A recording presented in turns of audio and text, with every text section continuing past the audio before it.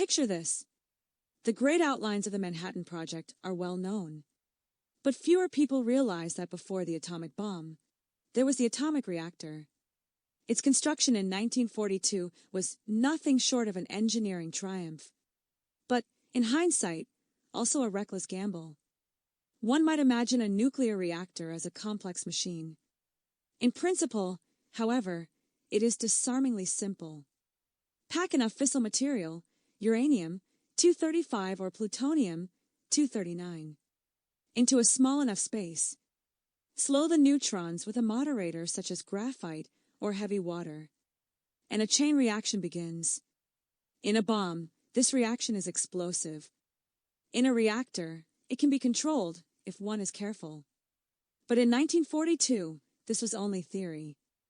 No one knew if it would actually work.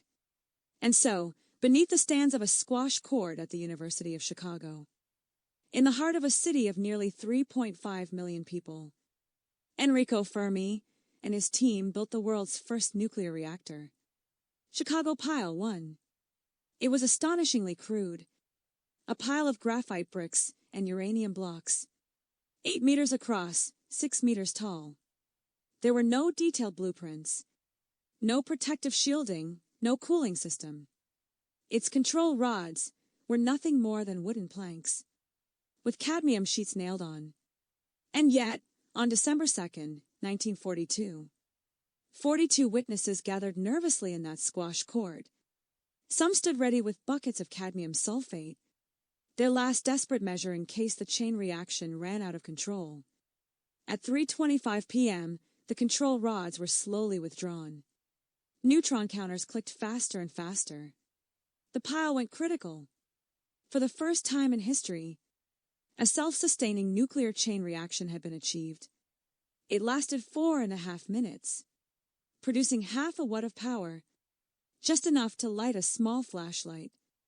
The world had entered the atomic age. It could so easily have ended in catastrophe. Had the reactor melted down, Chicago might have joined the names of Harrisburg, Chernobyl, and Fukushima on the tragic list of nuclear disasters.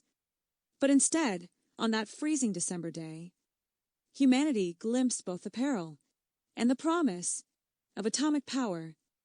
Thank you.